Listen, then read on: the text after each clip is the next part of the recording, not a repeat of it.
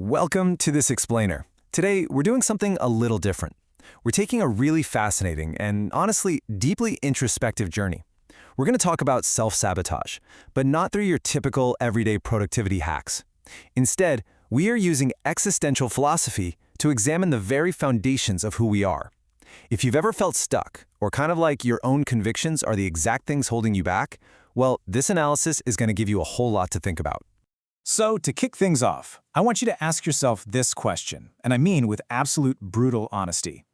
If you woke up tomorrow and suddenly discovered that your most deeply held ideas were no longer expressing who you are, but were actually preventing you from becoming who you could be, would you dare abandon them?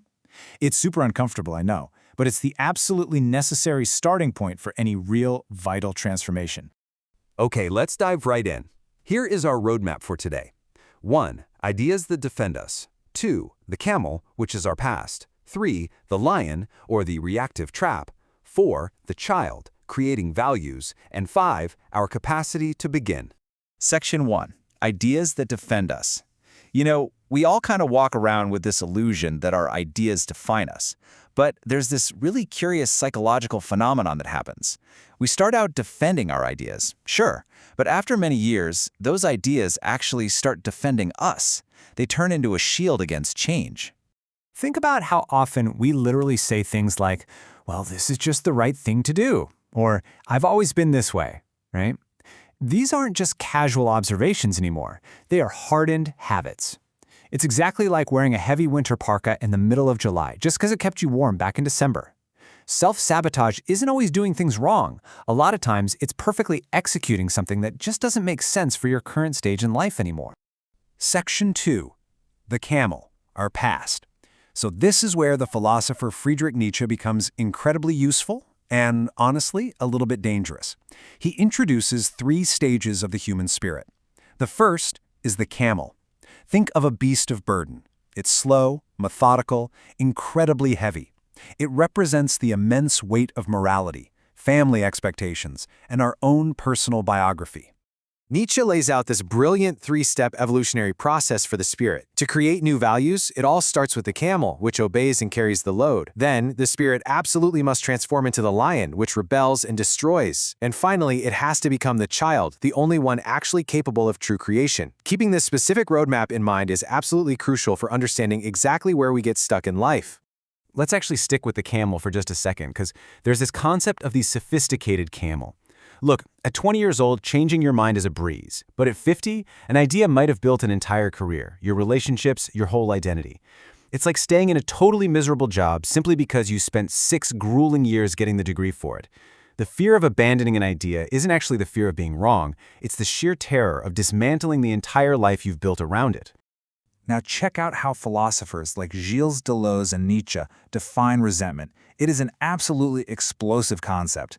When we lack the strength to act or to affirm what we truly want, we become reactive. Instead of just admitting our powerlessness, we judge the people who do act. We elevate our own impotence by disguising it as moral superiority. This completely nails those mental gymnastics we do. What starts out as this really painful reality of, I can't do this, magically transforms into the proud, morally superior, well, I just don't want to. We give up out of pure fear, but we tell ourselves we're doing it out of virtue. So we really have to ask ourselves, are our values born from true affirmation or just our inability to act? Section 3. The lion, the reactive trap. Now, to break out of that camel phase, the transformation requires some serious speed and aggression. The lion stands right in front of all those burdens of the past and just roars, "No!" The lion destroys the "you must," totally rejecting all those inherited rules. And that is absolutely necessary for freedom. But, and here is the massive twist, it is not enough. Now, what's really fascinating here is that the thinker, Julia Kristeva, actually warns us about the huge danger of getting stuck in this lion phase. She points out that we very often build our identity by expulsion, basically establishing a rigid border between this is me and this is definitely not me.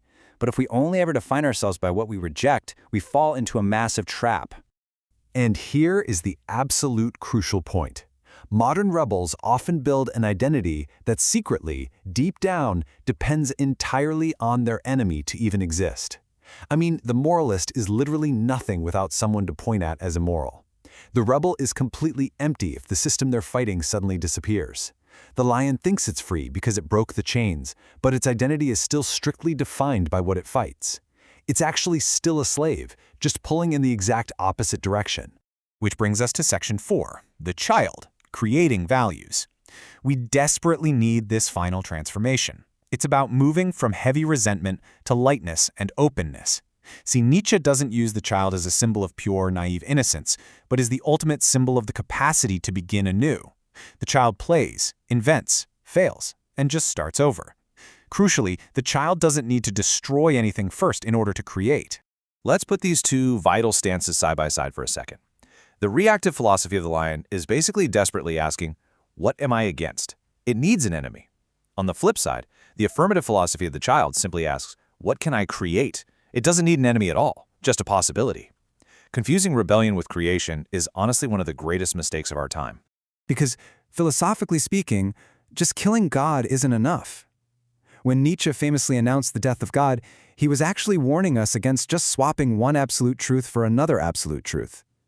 If you abandon religion but then become a complete fanatic about progress or money or this modern cult of the self, you know what? You are still a camel. You've just swapped out the cargo.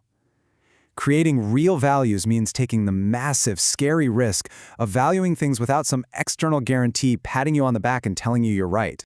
And this connects perfectly with Deleuze's take.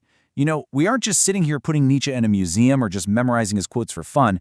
Thinking is about creating concepts. It's about bringing these ideas back to life and seeing exactly how they change us today.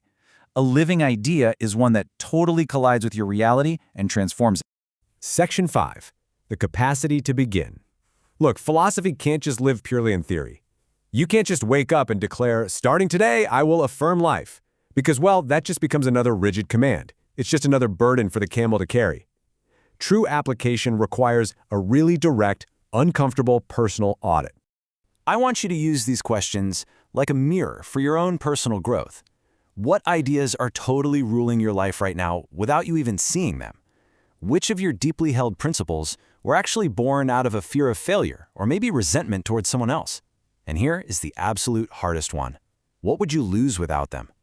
Are you defending that political or professional identity because you truly deeply believe in it, or just because you've invested so many years building it up that you are utterly terrified to let it go? So here is the ultimate takeaway from all of this. Creating values doesn't mean just erasing who you were or forgetting your past. It means stopping that past from having the absolute final word on what you can still become. True maturity isn't about locking yourself into some rigid, unchanging identity. It's about discovering, with a real sense of wonder, that you can still become someone you haven't even imagined yet. And so, we're right back to exactly where we started, but hopefully now with a whole lot more existential weight behind it. After really understanding the crushing burden of the camel, that sneaky reactive trap of the lion, and the true creative freedom of the child, I have to ask you again, would you have the courage to abandon your deepest ideas? I'll let you sit with that reflection. Thanks so much for joining me on this explainer, and I'll catch you next time.